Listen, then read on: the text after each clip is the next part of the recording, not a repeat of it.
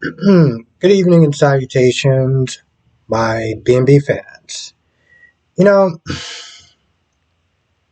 I haven't watched Born the Beautiful as long as other people. I think I've only been watching it for about maybe 2 or so years. But it was interesting seeing the scenes with Lauren Fenmore and Sheila going at it. Now, this isn't the first time that I've seen Lauren come into town. But when she came into town, even before then, she didn't at one point talk about Sheila. And for people listening to this saying was, she didn't acknowledge that Sheila was still alive. You know, anything about Sheila, they didn't even really talk about it. So I felt like this was the first time that Lauren came in there. It was like, oh, Sheila's dead.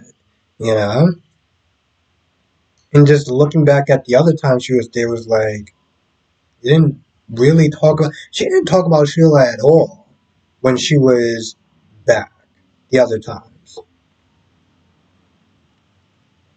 It was almost as though the writers like, oh yes, he knows about Sheila. Maybe you should have her talk about it. Um, though there's a lot out of pocket for Eric to sit there and talk about how much enchanted he was with Sheila in front of his wife.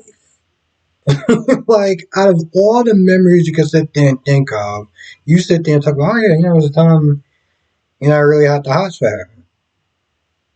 I mean, no offense, man. I mean, you're a 10. I'm just saying, it was a point in time, kind of had it for her. Like really?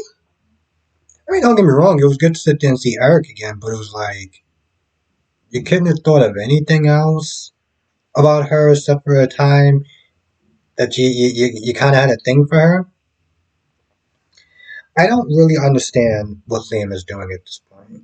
I really don't. He keeps it there. Even yesterday he was like, well, what did he say? He was like, but you're his wife. You're Finn's wife. He should be more concerned about you. I don't understand. Why is he not putting you first? Why is he not putting your needs first? And it was like,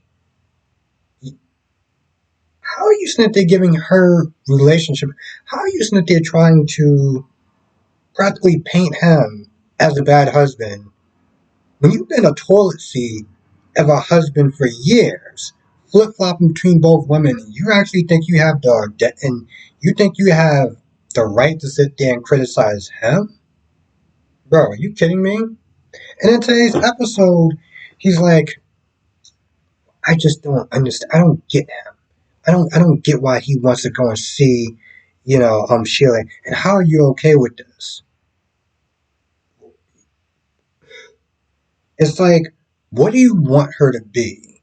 You want her? Does she look like she's happy that Finn is going?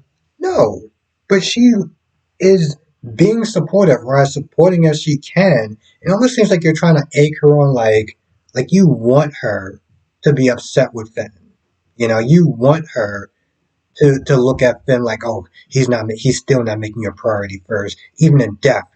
Sheila means more to him than you, or something like that. Like, what are you doing exactly? Because I mean, I get that he's there to try to support her, but I feel like he's just going about it in this very sleazy way.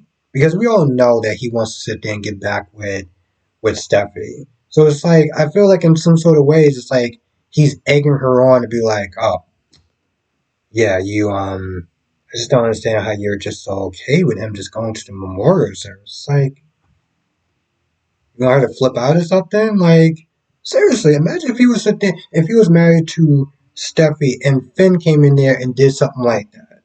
How upset he would be. He'd be sitting there confronting Finn like, yo, stay out of my damn marriage. But apparently it's okay for him to do it. Now, this memorial service, whatever, Hope didn't really say anything. She was just there for her dad. Um, Deacon was sitting there acting like he literally lost the love of his life. I mean, to be fair, it's very hard to sit there and measure love for people, and you know, it doesn't go by the amount of time that you spend. It's like on GH, I used to always sit there and say, like, well, I don't understand why Dex and Jocelyn are sitting there saying that they love each other so fast, but you can't really measure time when it comes to love of people, right? But certain things he was sitting there saying was just like, you inspired me to be a better person, and you bring out the best in me, and I'm just like, Sheila bring out the best in you?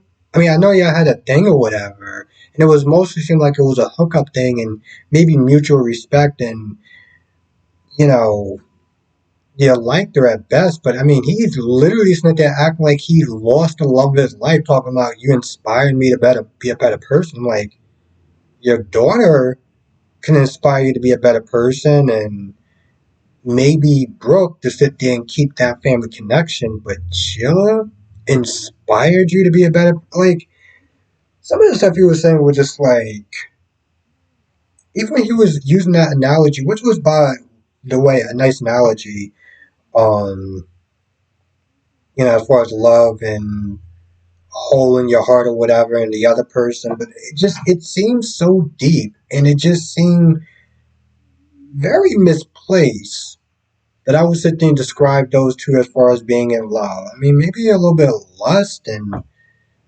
you know, they both are seen as outsiders and kind of on the wild side a little bit, but Sheila, from what I understand, has done way worse than Deacon. And it's like he's trying to put her in the same place as him, like, oh, we're both like this. Like, no, no, no, no, no. I mean, I haven't watched the show that long, and I know some of the stuff that Deacon's done, but it's nowhere near on the level that Sheila's done. So I'm like, what are you talking about? And like I said, with Finn, he is, yeah, he still has mixed emotions. He's like, you caused me and my wife so much heartache, but you brought me into this world, and even finding you, knowing who meeting my birth mom for the first time was amazing. And so all he really does is express out loud what he's been feeling for a hot minute. Even since, I mean, really, since Sheila got out of jail the last time with the whole Deacon and Ridge debacle, he's been very confused, I would sit there and say. And so this funeral, memorial, whatever the hell you want to sit there and call it, he's just expressing that. Now again, I don't know if I said this in yesterday's review. I think I did a YNR review yesterday. But I was like, oh yeah, the staff and everything like that really loved her. I was like, where's the staff at? Where's Hollis at?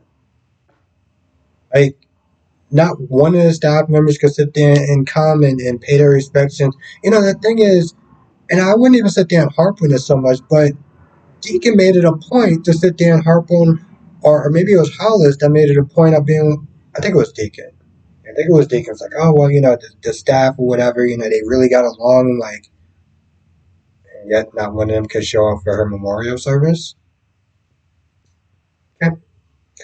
Um, Lauren is happy that she's gone, and pretty much Stephanie's like, oh, well, good riddance, all wells ends wells, pretty much. That's pretty much both of their energy, which, to be fair, you cannot blame either one of them. And yes, I get it, it's very insensitive to the dead, but given what Sheila has done to them over the years, yeah, I can understand that energy. I understand that energy. It's funny. I'll sit there and say this before I go. And I know some people can sit there and probably look at what they said to be out of pocket, but I remember I was watching or was listening to something on the Breakfast Club, and I think the question came up like, do you still, should you still have that same energy for that person? Like, if you didn't like that person in life, should you still have that same energy for when they die, they deceased or pass away or whatever?